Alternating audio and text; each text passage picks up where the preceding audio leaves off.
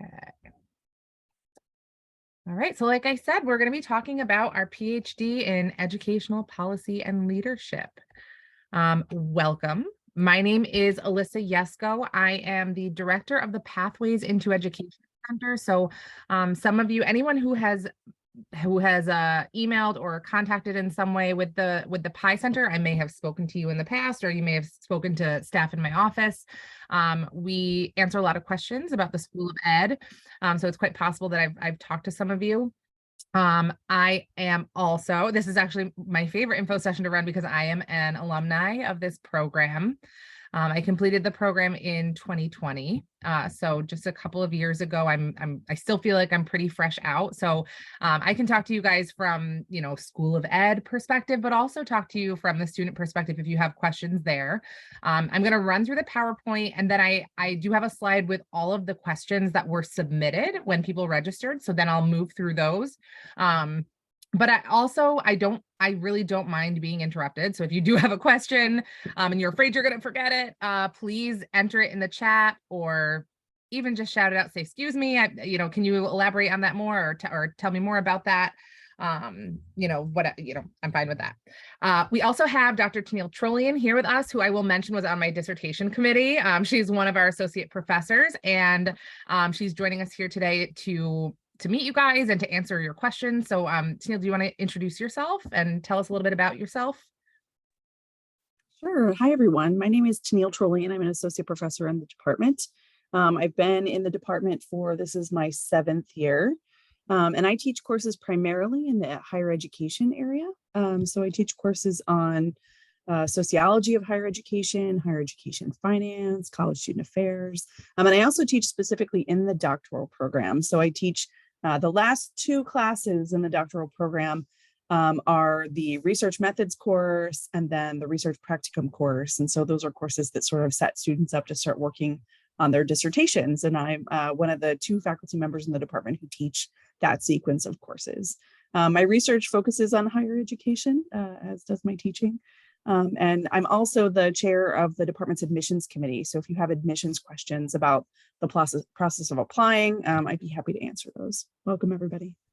Yes, what a great resource to have. Make sure you ask those questions. All right, so I will get started with just, I'm going to go over some information about the program, some things that might help you to understand what it would be like to be in this program, to complete this program, and then we'll get to questions.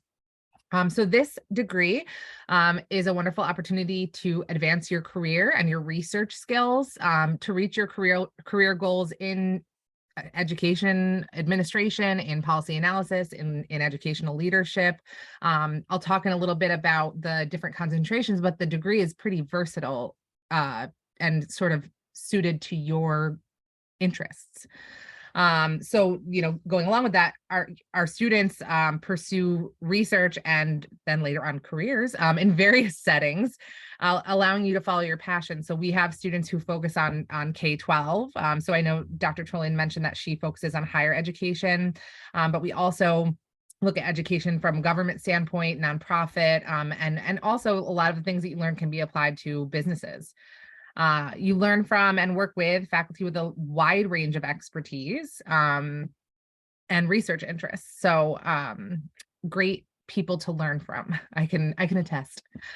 So it's a 69 credit program plus dissertation, flexible course offerings for working professionals, both online and evening courses. And I'll talk a little bit more about that. With the opportunity to bring in previous graduate credits if you have completed either a master's degree, another form of a degree, or just, standalone credits. So I mentioned the concentrations. There are different concentrations that you can pursue. Personally, I pursued higher education, and that's sort of what led me to ask Dr. Trollian to be on my committee. But the concentrations that we offer are in educational policy. So a lot of people who pursue that route are looking at roles in government, research, advocacy, academia, but it allows you to look at all of the stages of policy from development to implementation to evaluation. So a real focus on that process. There's global and comparative education. So we're looking from international perspective of education and education across countries and across boundaries, and looking at policy and how that process exists in international contexts.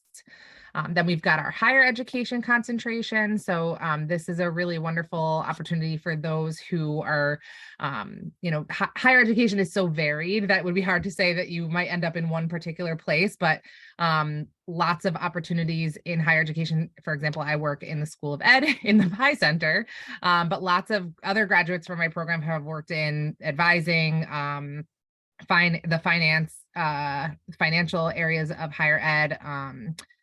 One of my friends went on to work as administration in an early learning center, so that degree, that concentration is also very versatile. And then in school leadership, so this prepares leadership positions for all levels of education. So we're looking at preschool, elementary, secondary, and university leadership, with a note that this doesn't lead to certification to be a school building leader or a school district leader. That we do offer programs that do lead to those certifications, and actually those programs can feed really well into our PhD program, but this particular concentration on its own doesn't lead to that certification. But working with an advisor, that can still be something that you can do. So the program requirements, this is a breakdown of the 69 credits that I had mentioned. So pre-core requirements, which include a statistics course and either a social analysis course or an organizational theory course. Core requirements, which, that's 601, is that 600 and 601? 700 and 701. 700 and 701. Okay. So again, we're looking at social analysis and org theory, right? But at a more advanced level. Your concentration courses, 15 to 18 credits there. So that would be one of those concentrations that I just mentioned. The support discipline courses, which are essentially taking a look at different fields, sociology, what are the other ones? The finance of higher ed. So like taking another field and applying it to education. So sort of looking at education through some different lenses, philosophy, that type of thing. The research sequence, which Dr. Trollian mentions that she teaches, which include research methods and a practicum course. And then I love this, there's a lot of elective opportunities for you to explore courses that just sound really interesting to you or that will support your goals. And then there's the other pieces of this degree are the dissertation, of course, and then there's a doctoral examination that all students take. This is just a sort of like an aerial view of those requirements. And so this is a planning sheet that students fill out once they're in the program, but it just gives you a good idea of like, this is a great way to visualize the organization of this program. And as someone who brought in transfer credits from a previous degree, this sort of helped me to place those courses. So you'll see courses accepted with transfer or advanced standing credit allows you to sort of see where those courses might fit. I see we have something in the chat. This is something that you can get a copy of, and I will show you. It's actually located right on our department page, and so I will show you where to find this. But that might help you to give a good idea of like what your plan might look like if you're accepted. And then this next page, I think, is the overwhelming page. Hold on. Yes, I am not going to read this. I'm really sorry. But I just wanted you guys to get an idea of the types of courses that we offer. I think it's really important if you're entering into something like a PhD program to have a full understanding of what we offer and the diversity in the coursework that we have. And so I think with all of these courses listed here, you can find lots of things that you're interested in, and lots of things that align with your research interests. So they're great for just building on the knowledge that you already have, and helping you to build a strong foundation in your area. So our faculty have worked in and with a number of organizations and conducted research in a variety of areas. So we have faculty who have worked with the Organization for Economic Cooperation and Development, UNESCO, lots of international education entities, and something that I always recommend to PhD applicants is to get to know our faculty and try to get an idea of who you could see yourself working with. So this is a link to that department page that I had just mentioned. Let's see. And so I do want to show whoever asked the question, I do want to show you where you can find that sheet before I show you the faculty bios. But if you scroll down on our department page, you'll see current student resources over on the left-hand side. And if you click on additional EPL resources, it brings you to a Google Drive with lots of forms and information about all of the different programs that we offer within the Educational Policy and Leadership Department, including PhD and doctoral forms. So you would click there. And then I'm going to give you guys my email at the end of this. And if you're like, wait, where was this page? Please email me and I will send it to you directly. But this is just where you can find that planning sheet. So this is the program planning sheet that I had pulled up. So this is just where you can find that. And it's loading. See. So back to the EPL homepage. If you scroll down past all of the amazing research and wonderful things that our faculty have done, you'll find all of our faculty and you would be able to click on their names and learn a little bit more about them. So reading about what their interests are and where they've worked and what they've done can give you a good idea of who you could see yourself working with. And that may even be something that you want to include in your statement of goals. Like I've taken a close look at Dr. Charles's work, and I'm really interested in X, Y, and Z, and here's why, and here's how I can see myself contributing to or learning from that professor. So definitely strongly recommend. You could also even reach out to that professor directly and say, like, I'm a prospective student and I want to know a little bit more about your research. So that's always also a possibility. Information about applications.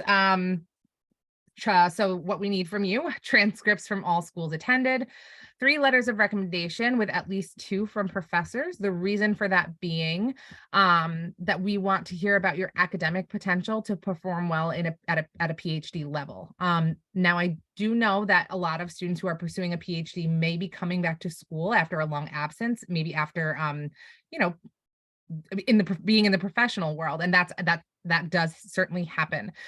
In those cases, a professional reference is acceptable. You may just want to ask them to maybe talk about the characteristics and qualities that you have that would make you a strong PhD student. So, what skills that may relate to your academic potential in a rigorous academic program. Worth mentioning that you are able to submit up to 5 letters. So if you have more than 3, that's absolutely fine too. Your resume, your personal statement of goals. There's an educational leadership essay for this program with prompts that you can view right on our website. And then we also ask for, whenever possible, an academic writing sample. So perhaps a term paper from a class that you took that you're particularly proud of, that you think sort of showcases your writing abilities. Deadlines for both for the summer, spring, and fall are on a rolling basis. And typically what I tell students is, we give considerable time when we're reviewing particularly our PhD applicants. And so making sure not to submit your PhD application a week before you'd like to enroll. I usually say 6 to 8 weeks is a good timeline. I'm sure a little on either end of that is absolutely fine. And Tennille, as the head of the admissions, maybe you can speak to that a little bit. Yeah, we do review applications on a rolling basis. So if you apply, typically you'll receive a decision within 4 to 6 weeks. But as we approach the fall semester, or approach a spring semester, or if you're applying for the spring semester, it can be difficult to process your application, get you enrolled, help you to find courses. Our doctoral courses do actually fill up pretty quickly, particularly our core courses. And so we'd encourage you just to apply as soon as possible. And if your application is sort of in progress and you're waiting on a recommendation letter, those kinds of things, we can absolutely have some leeway to review your application. And as we're waiting for some of the supplemental materials, be able to give it sort of a final review. But we recommend you submit your application as soon as possible, even if you're sort of waiting on some of those pieces. We had a great question. Is there a maximum number of students that we admit to the program in a given term? There isn't a set number. It depends a little bit on expectations around funding. We do have a set number of graduate assistantships that we're able to offer every year. It does vary from year to year, depending on how many current students are renewing their assistantships. And so that number, I think, is a little bit more set, but we do look sort of across these different concentrations to sort of fill out our department graduate assistantships and our PhD program in general. Can I actually add on a question to that too? Yeah, I was the one who asked the one prior, and it's just a little longer to type out. But with that being said, I know in our leadership essay, we identified our concentration that we would like to consider.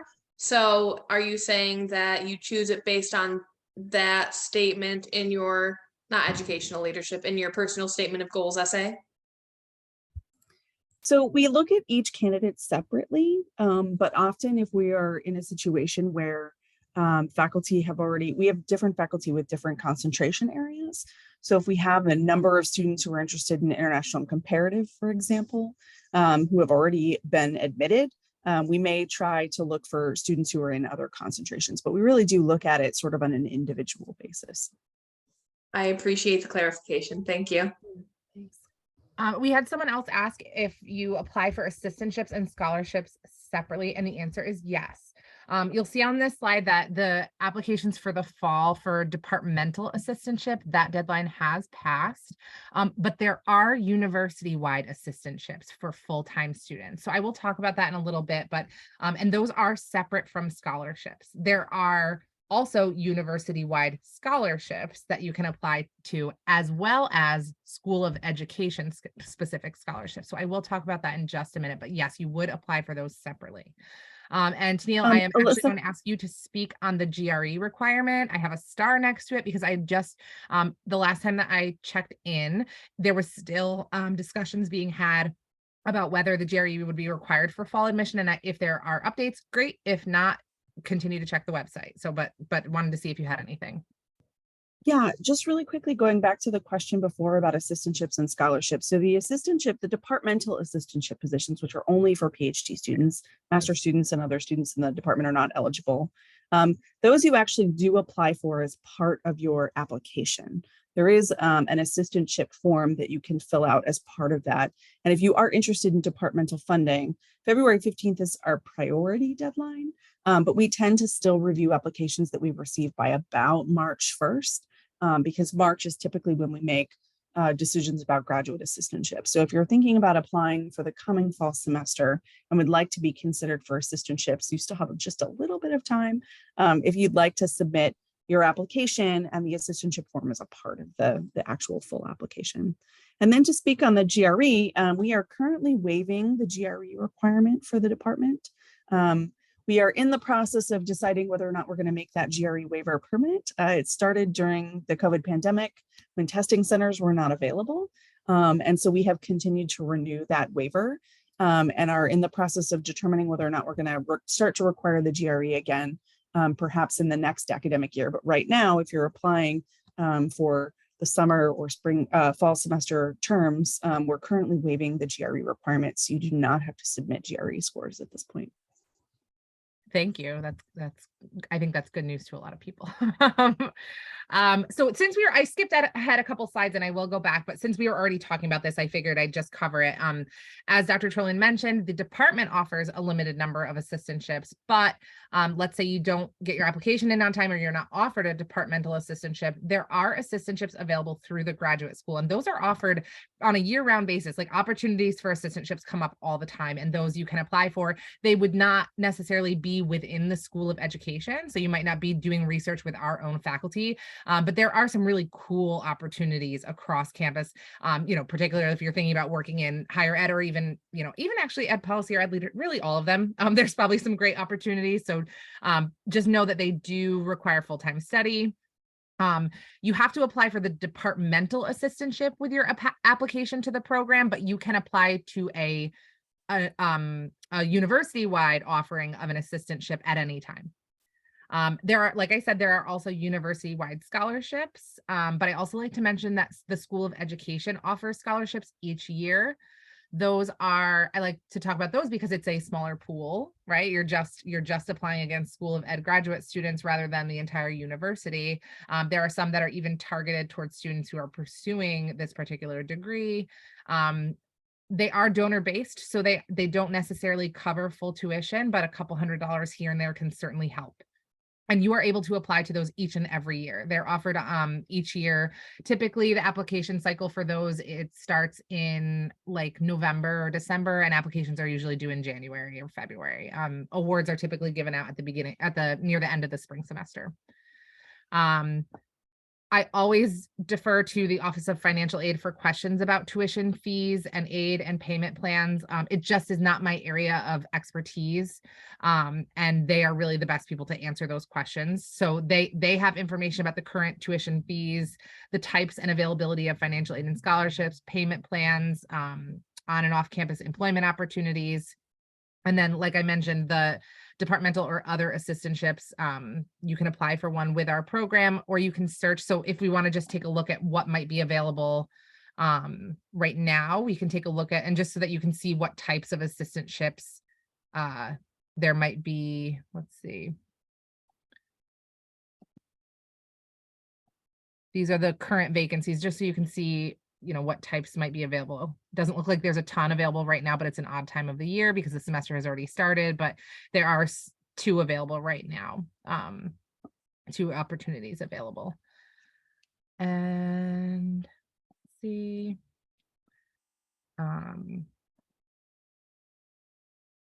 You do not have to be full-time to receive scholarships. That was another great question. So the assistantships, you would have to be full-time. Scholarships, you do not. There may be some scholarships offered through the university where they have stipulations, but with the School of Ed scholarships, those are offered to anyone regardless of how you study. You just have to be enrolled in a program. I am gonna go back a couple slides to just go over some frequently asked questions, including the questions that I just went over. So how long does this program typically take? That is a very difficult question. It just depends on a lot of different things. The typical completion of a doctoral degree averages about 4 years of full-time study. Factors to consider: are you studying full or part-time? What life commitments do you have outside of school? What number of transfer credits are you bringing in? That makes a huge difference, right? Time management skills and motivation, the research and the type of dissertation you plan to complete. All of these things play a role. There is an 8-year statute of limitations, so you must complete the degree within 8 years of starting the program. Can the program be done part-time? Yes, absolutely. That is how I did it. I brought in a bunch of transfer credits and I took 1 class at a time. That is how I did it. It will lengthen the time to completion, obviously. And there have been questions in the past about residency requirements. So some doctoral programs have residency requirements that require you to study full-time for typically a 1 academic year. This program, you can fulfill the residency requirement in 2 different ways. So one of them being studying full-time for a full academic year, the other being submitting proof of participating in relevant and intellectually stimulating work that relates to your program for 1 year. So that is the option that I chose because I was working full-time in higher education while I was completing this degree and studying part-time. And so that is certainly an option for lots of students. Continuous registration is required for the doctoral program, particularly when you are doing that 1 year of related work. Although a leave of absence can be requested and permitted when needed. We had a question, do master level courses count for transfer credits? Absolutely. Graduate applicable credits will be reviewed with your advisor and can, oh, here we go. Great slide and great timing. Can my previous graduate coursework count toward this program? Yes. Previous applicable graduate coursework can count toward this program. You will work with your advisor after you enroll to apply for advanced standing. You can bring in up to 34 credits. considerations when working with your advisor to determine if your courses will count toward the program are the content of the course. So is it related to this degree? If it's a course in neuroscience, I'm really sorry, that sounds very interesting, but it probably wouldn't apply to this degree. Whereas there are other courses that may fit better. They don't necessarily have to be an educational leadership course, but you need to be able to make an argument as to why they would count toward the degree. And also the time since the course was taken. So there are always, the field of education is constantly changing. And so if a course that you took on, let's say like technology and education was in 1993, it's probably not relevant anymore. And that course may not be accepted.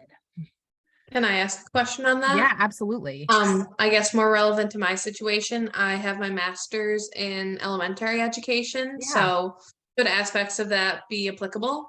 Like I Certainly. did take an educational technology course, so. Yes, and I mean, like I said, it depends on like when the course was taken, but there a lot of the courses for a degree in childhood education could certainly be applied. I'm sure. Awesome, good to know. Thank you. Yeah. Are online courses offered? Yes. Although course offerings differ from semester to semester, you will find a great selection of online, in-person, and hybrid courses. Although I would make the argument that a large majority of our courses can be taken online. So if that is something that is appealing to you, we have many courses offered online, and there are only a handful of courses that are only offered in person. And some of those courses that are offered in person are hybrid. So there may be, we meet on these 6, 7, 8 days throughout the semester, and then the other days are either synchronous or asynchronous online meetings. Online. I apologize. Oh yeah, yes, please do. I just wanted to ask one more question related to this. You had mentioned that you need 1 year of a residency of full-time credits. Now, does that have to be classes that are completed in person, or can you technically complete that full-time online? Full-time online counts. Cool, thank you. And I will clarify too that the residency requirement doesn't mean that you have to take full-time coursework. You can either be enrolled in full-time coursework, or the residency requirement can be satisfied if you're, say, employed full-time and taking part-time courses. So the residency requirement can be satisfied in a couple of different ways. Do you know from experience if there's any situation where being an elementary educator would be consistent with a residency? Yes, work in education would probably qualify you for residency. Yes. Awesome, thank you. Yeah, so online courses can be synchronous or asynchronous or a blend of the two. But in-person courses and synchronous courses are almost always going to be offered in the evenings. So think about like a 4 to 7 or a 7 to 10 p.m. class. That just seems to work best with the student population that we work with. A lot of them are working and pursuing that option for the residency requirement and studying part-time. So that we try to accommodate that. We went through these about funding graduate studies, and then where can I find some more information? So we already visited the department page, which is where I showed you all of the faculty bios and the student resources. And then we have the program page, which I'm sure many of you have visited, but this is where you can find information about the program, about its concentrations, about the admissions requirements, including the prompts for that educational leadership essay for the application that I mentioned. And then we also have some great department contacts. So we have Dr. Schiller, who really wanted to stop by today, but I believe she's at a conference. Is that correct? Yeah, I believe she's at a conference and just couldn't get away. She did want to pop in and say hi, but that was Dr. Schiller. We also have Dr. Giuliano, who is our graduate advisor. She's an expert in all of our programs.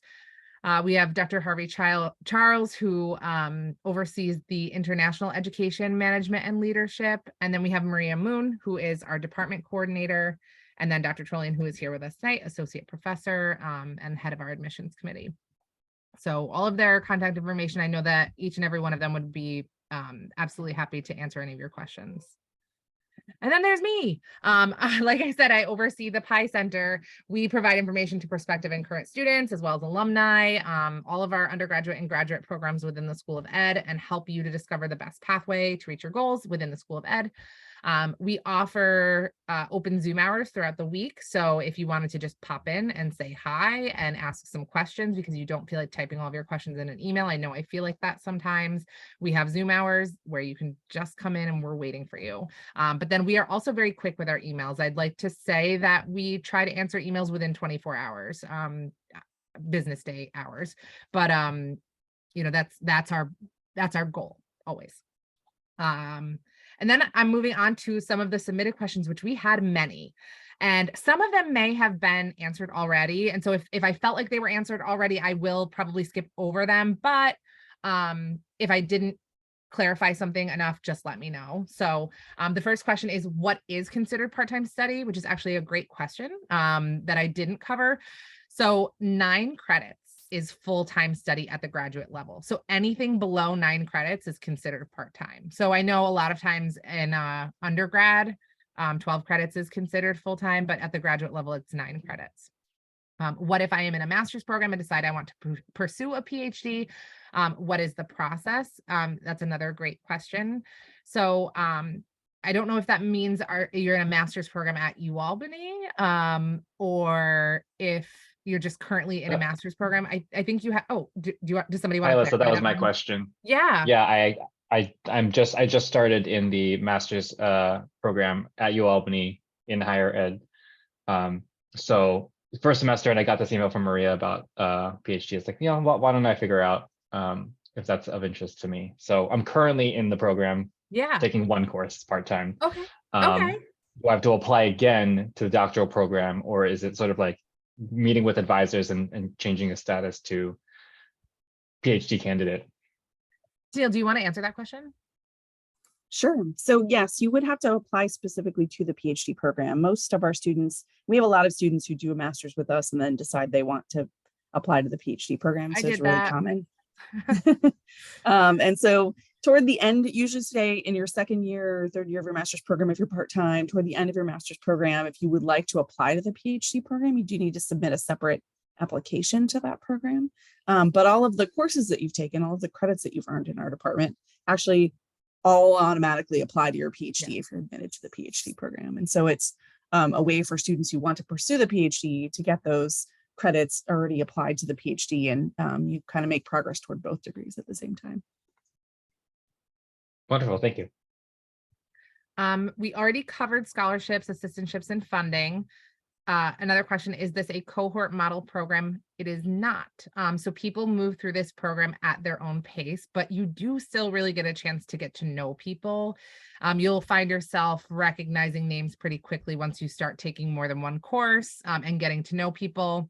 And then the research sequence, I just want to mention that in particular. So typically the last 2 courses that you take, it's 714 and 715. It's the sequence that Dr. Trillian teaches. At least in my case, that became what I consider to be my cohort. It's an intensive sequence of coursework, but it's also a really sort of like foundational and influential experience to go through with people, to really hone in on your research and feel like you're really getting started on your dissertation, and you lean on your classmates in that class, or at least I encourage you to.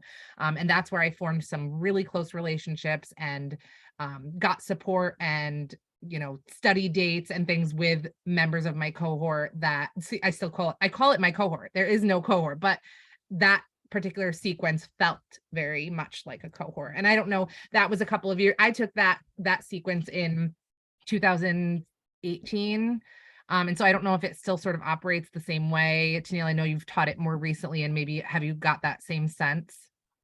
I think that's definitely one of the outcomes of that sequence, is that at that point in the program, most people are starting to work on dissertation. And so you get to know people by taking a whole year of courses focused on dissertation. And after that, people tend to, I think, keep working together. I taught the sequence last academic year, and this group has continued to have regular Zoom meetings to catch up with each other. And they've also sort of clustered in teams to be able to be some support and accountability for working on dissertation with each other. So it sort of becomes a cohort, even though there isn't really an official one. That's exactly how it was for me too. Are all courses in person? I think we answered that question. We answered the GRE question. Funding for part-time students, again, there are scholarship opportunities for part-time students, and the Office of Financial Aid can talk about payment plans and other ways to fund your graduate studies. Alumni career paths, I think this is a great thing for us to touch upon. And Dr. Trolin, do you have some highlights to share from our alumni? It's really quite varied. I think this degree program applies to a number of different areas within education.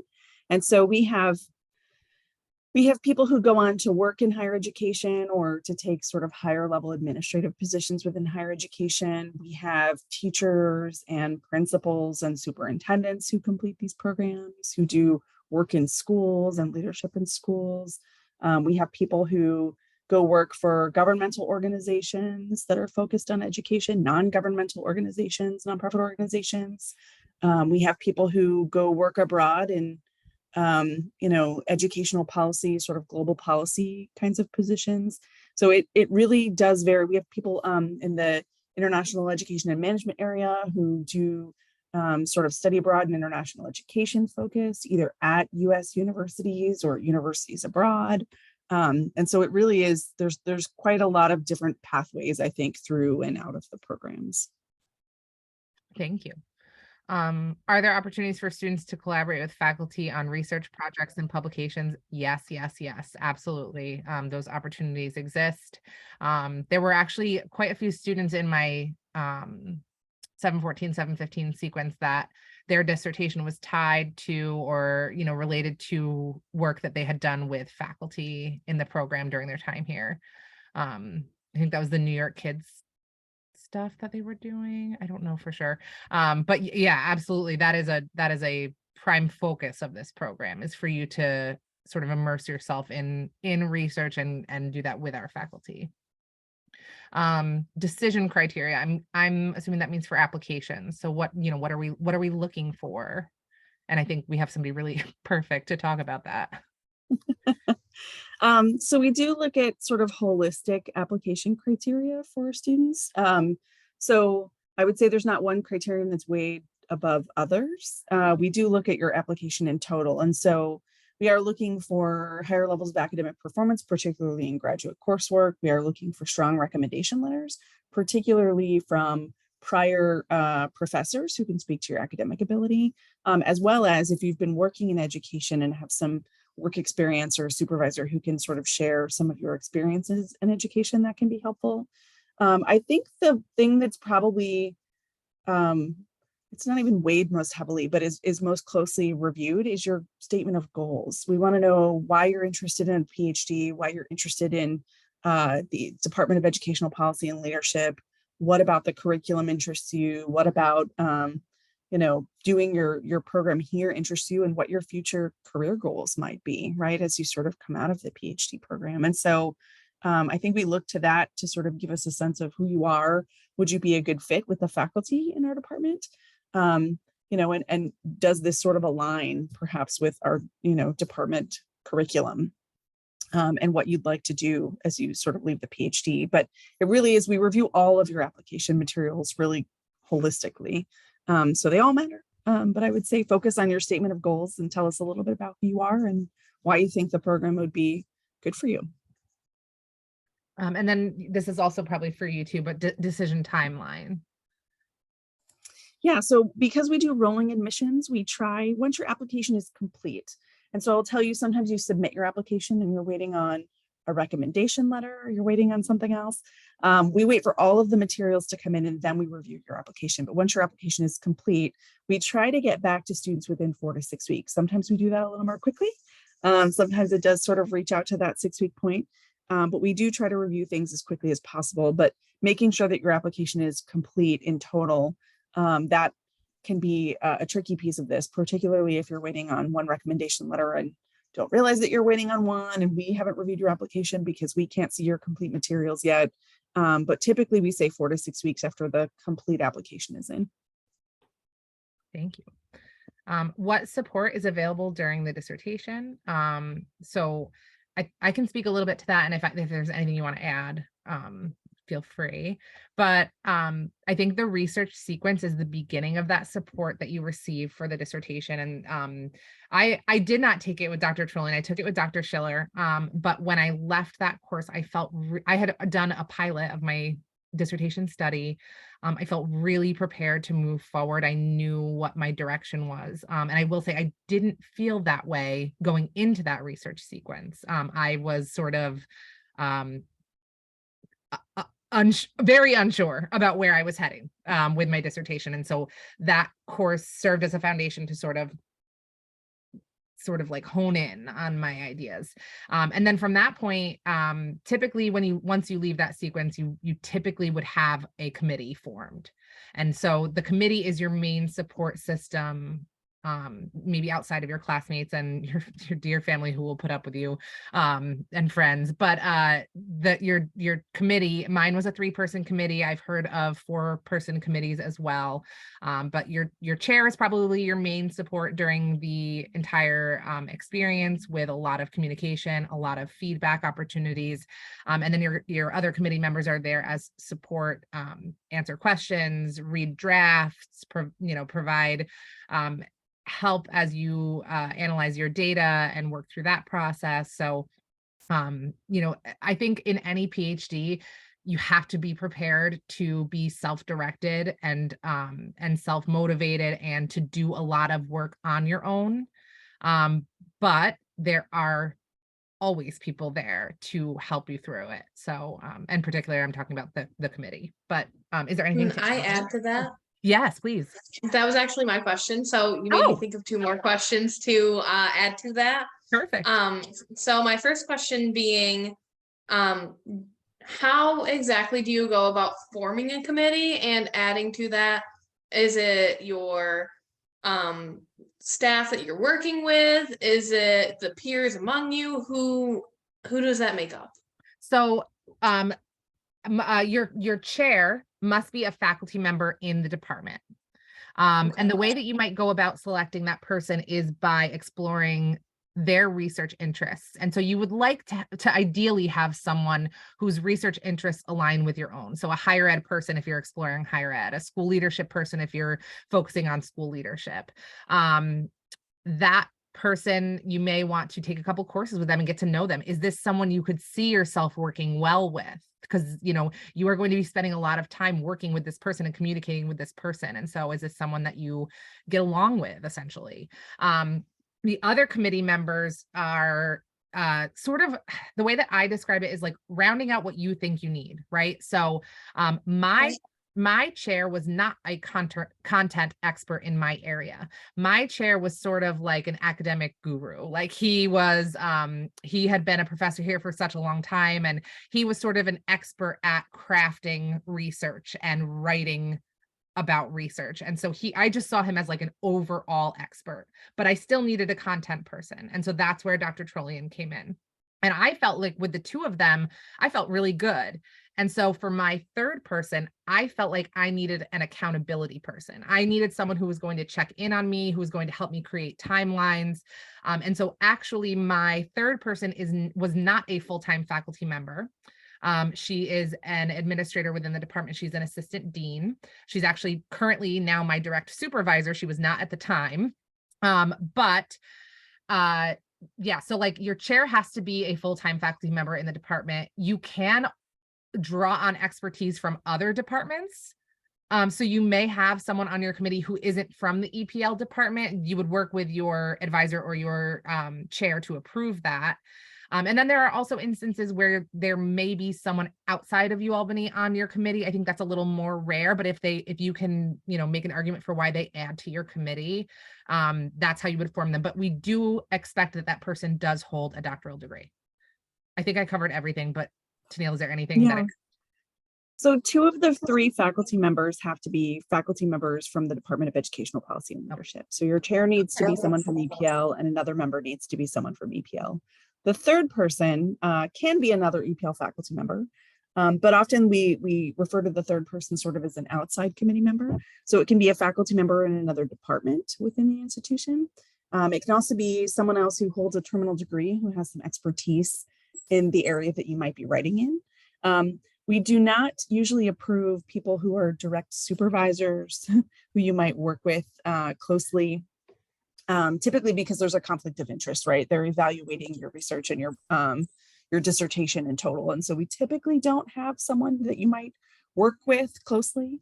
But if there was another, say, content expert, I've had students rely on faculty members from other universities who had some very specific content expertise. I'm working with a student right now who's doing a grounded theory study who has requested someone from another institution because they have a lot of content expertise or methodological expertise in grounded theory. So you have some options and flexibility in the third person, but at least two of them have to be EPL faculty members.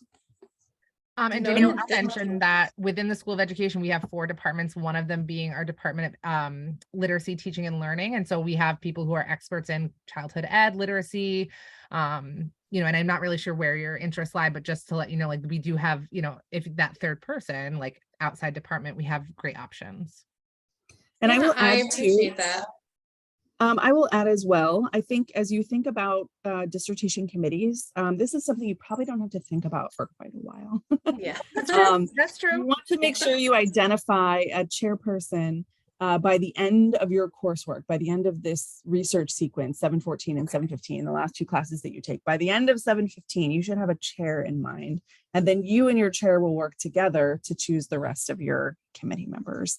So it's something to keep in mind as you take courses with faculty members, as you know, have an opportunity to sort of interact with faculty, but it's not anything you have to actually make a decision about for a very long time. Of course, that kind of leads into the other question I was holding was when do I declare or make the decision of my the direction I'm trying to go with my dissertation? So 714 and 715, the research sequence that I talked about, Yeah. that's when you'll start. I usually tell students who come into 714, have an idea of the general area you might like to do some more reading in. And as you go through that academic year in completing 714 and 715, it will help you hone in on a topic, identify research questions, identify a methodological approach. That whole sequence is designed to help you sort of get there. If you have some ideas in mind, you could, in some of your other coursework in the program, do some exploration of topics that are of interest to you as you write course papers and do course projects. So you could start to, play around a little bit with different ideas that you're interested in, but really it's not until the very end of the program that you need to have a sort of topic in mind. So Melissa, would you add anything else to that? Yeah. And I think that's like my biggest piece of advice would be to take the opportunity to explore those research interests through your coursework when you're writing papers, because it allows you to sort of create a bank of sources that support your research interests. But also I went back to papers that I had written and I used pieces of them in my actual dissertation. So Howie, you're in the program right now, the higher ed program, and you're thinking about the PhD program. Don't just write about whatever, like really take the time to explore some of the things you might want to research in the future, because it really helps a lot. That's my biggest tip. Yeah, thank you. Definitely already looking at the comparisons of the program requirements and which courses will match which buckets, if you will. Awesome.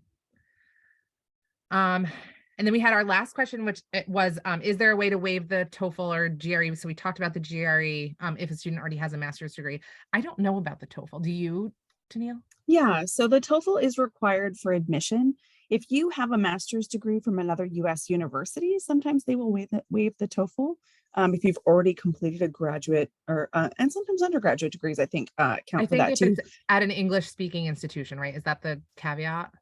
Yes. And so if you want to know if you can waive that requirement, I would reach out to the Department of Graduate Admissions. Yes. And their information should be all over that graduate admissions website. And they can connect you with the person who can determine in your specific case would the TOEFL be waived in addition to the waiving the GRE. And I'm putting their email address in the chat if you had questions about that. And then I'm also putting my email address in the chat if you had anything specific that you wanted to reach out to me about after this session. I actually had a question regarding what you just said. Yeah. What's the TOEFL? I didn't take any of that, so I don't know. Go ahead. Yeah, it's an English language exam. You have to meet certain requirements if you're an international student in terms of English language proficiency. And so if you are a native of the US or have completed a degree within the United States, typically you don't have to complete the TOEFL. Okay, noted. I'm a New York native, so I think we're good. Yes. Any other questions? This was a really great set. Everybody had really good questions today.